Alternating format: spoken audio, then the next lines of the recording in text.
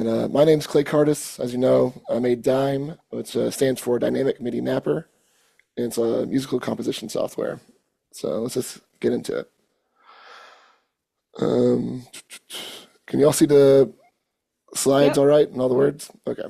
So basically, I'm trying to get at the idea that we all want to make music, and scales, melodies, and harmony are a crucial part of that. Just and I also want to say, like, traditional music instruments, drums, anything you really want to, or, piano, anything, it takes time to train and practice. But Dime doesn't really fix that, but it does, like, fill a crucial gap that's, leaves out a particular set of musicians, is those in the rhythm section, where they call drums in particular.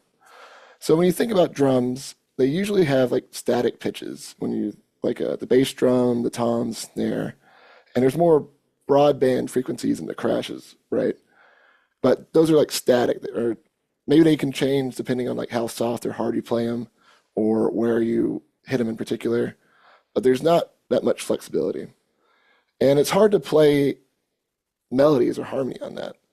And some people don't. Some drummers don't even tune their drums, so who knows? But and you look at contrasting that to piano and guitar, and they have like a multitude of different things that they can do, play chords, single notes, and transform their sounds in all sorts of different ways. And that's something that I don't really see with drumming much at all. So the challenges that and solutions that have been out there, like Neil Peart's massive kit, where he has so many opportunities, so many different sounds that he can make, and that's very impressive. But it's not really practical for the average drummer.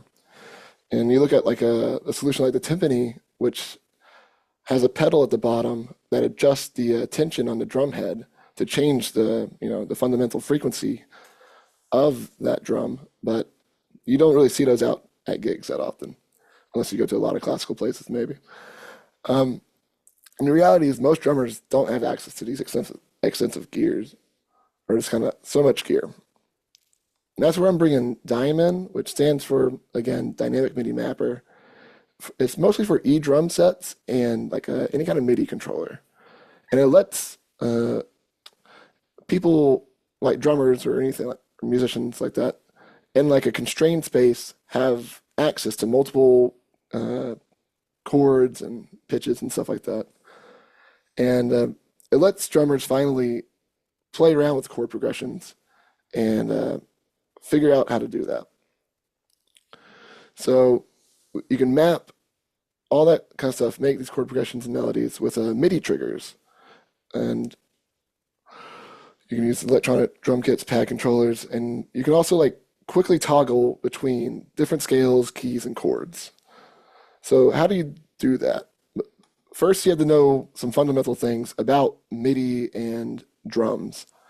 So here's a piano roll, or just two octaves here of C1, starting at octave one and octave two.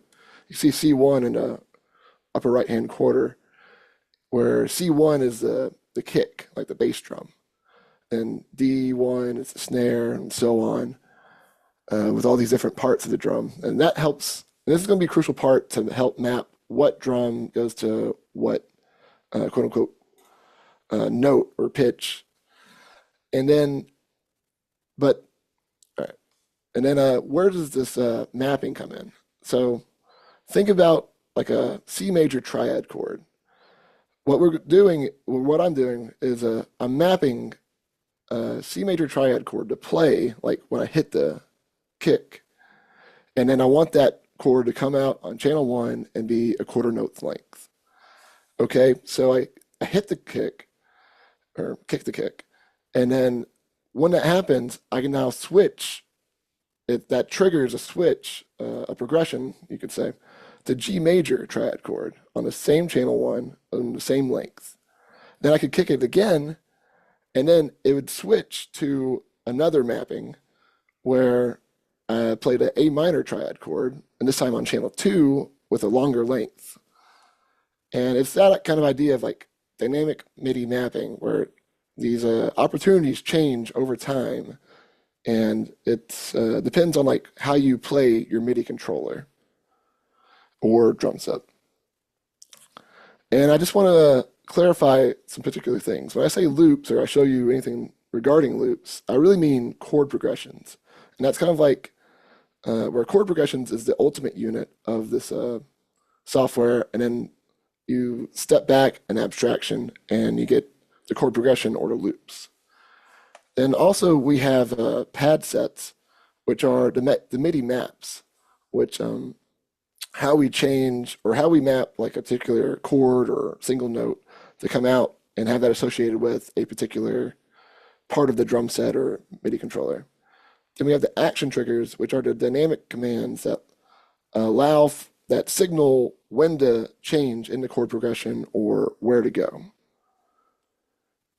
And I figured I'd start with something, or let's start with something familiar that most people know, I think, is the bass line of Billie Jean by Michael Jackson. So I took this from ultimateguitar.com, and what I'm showing here is, I think it's in F sharp minor, and it's just a simple bass line.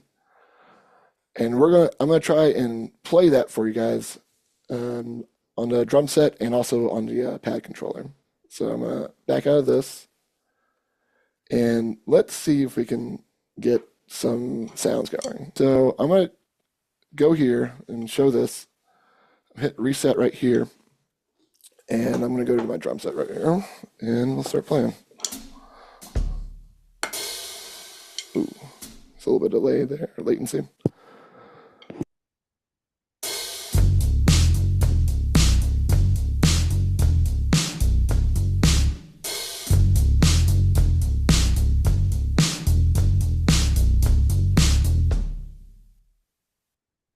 Yeah, so it looks like you're hitting one set of like one pad. Hmm.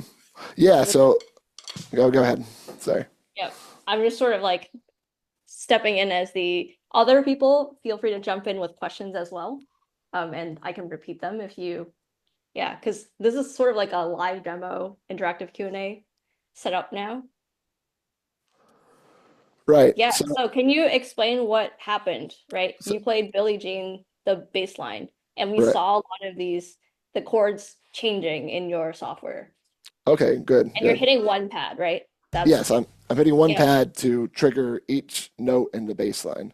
yep. So what I'm doing here is, if we go to this pads section, I have this single note which corresponds to a closed hi-hat hit, which is G flat one, and that's the root note of the chord progression that I'm doing. So, and then the chord progression, if you can see it, is right here. So it's G flat, D flat, E1, G flat, E1.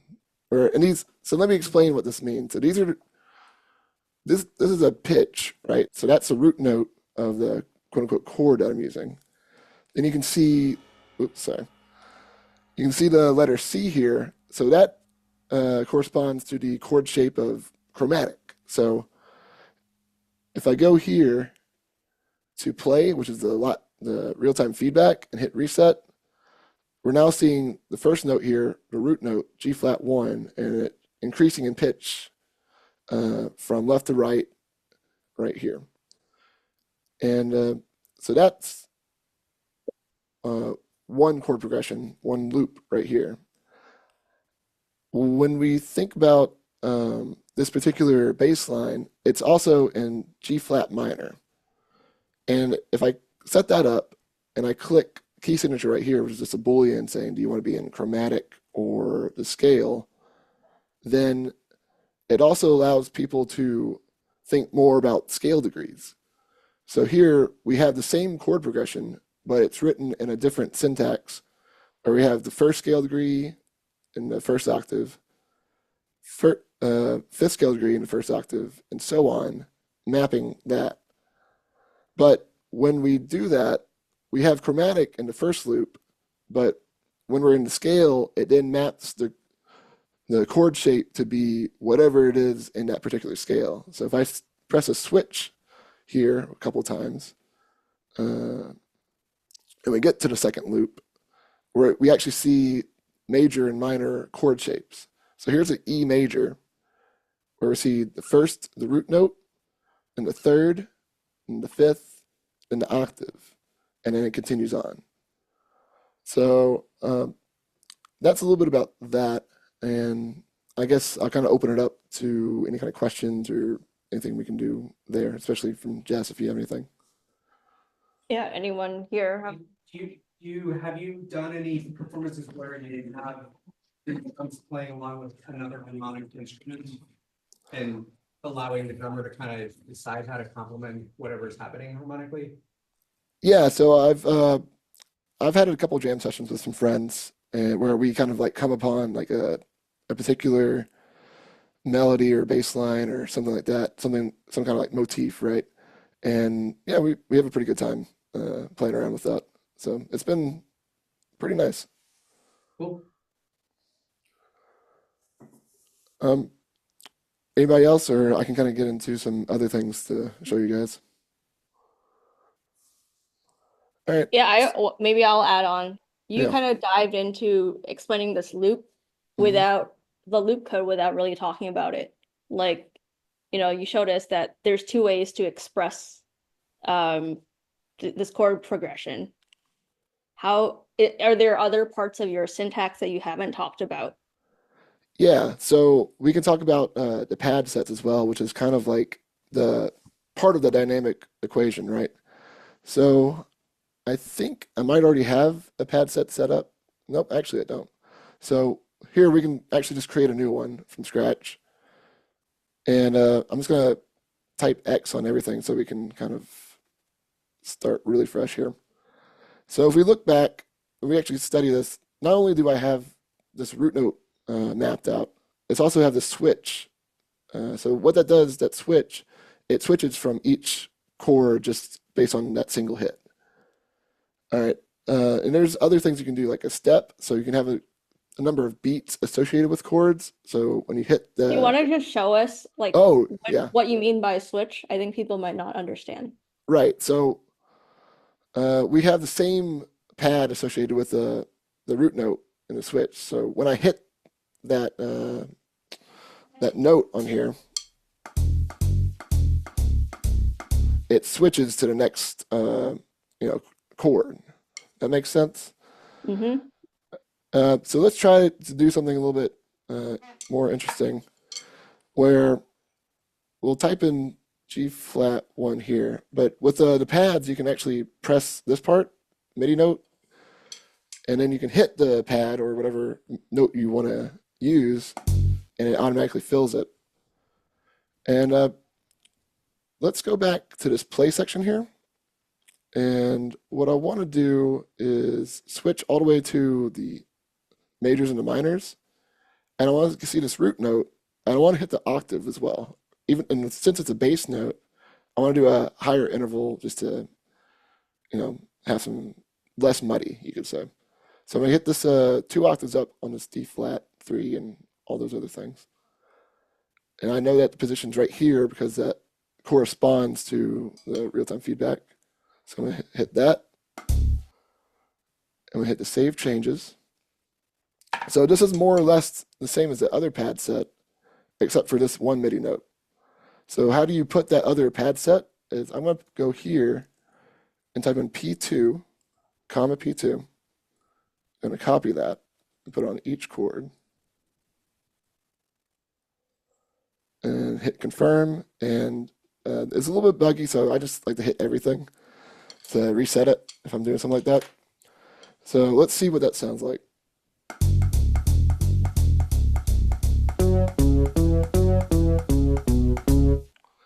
And then it starts over and goes back to the beginning loop.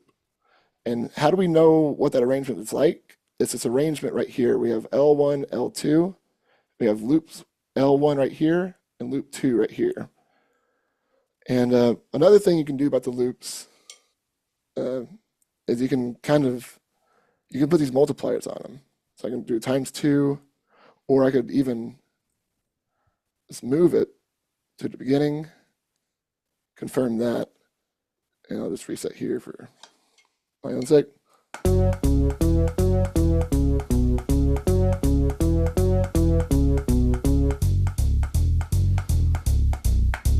So sorry if that was a little too fast, but hopefully that makes some Yeah, that sense. made sense. Okay, sweet. Any questions? Or I can show some other things too if you guys or Jesse, you have I anything? think we want to keep this to maybe 2 more minutes. So Okay. any last questions from the room?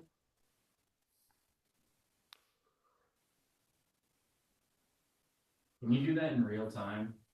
Yeah, so this is all real time. And it's when I made this, I meant it for like a not just like in the studio producing, but for live performance as well. Okay, so you would be hitting the loop codes while you're playing the drums? Like, No, so what I would do is I would create like these loop codes and this arrangement, and I'd try to have that correspond to the structures of the song that we're performing. okay. I was thinking of more like improvisational, like you would be dynamically making the loop codes while you play instead of prearranged. That's what my question was more about. But Yeah, I think live coding like a performance would be interesting and also very doable. Um, yeah, or like especially if you had like a MIDI sequencer as the input, so it wouldn't actually be like you doing the drums. So I think there's a lot of opportunities there. Cool. If folks here heard of Sonic Pi, anyone heard of that? Oh, I'll send that out later as a note. But that is a like explicitly built for live coding music, electronic music. And there's a great podcast episode on developer voices with the creator. So I'll send that out. Sweet. All right. Thanks so much, Clay. Yeah, Oh yeah. thank you guys. Available if you want to try Oh it. yeah. Is this available if we want to try it? So it's only available for Mac OS users at the moment. After right now, I'm doing kind of like a spreading the word kind of thing, and this is my MVP, so to speak. And I'll be working on other versions soon for like Windows and stuff like that. So yeah, Awesome. you can We will let send me. out the links. Yeah, I can also maybe show my website. Let me do this. So yeah, you can look at. I'm on Instagram and YouTube. You can go to my website recurrent.com for sign up for a newsletter and just find links to download the application. And yeah, just hoping to reach out and see if anybody wants to play with this or early adopt it, or just talk about it and see if there's anything you'd want to see with the software. Awesome. Thank you, Clay.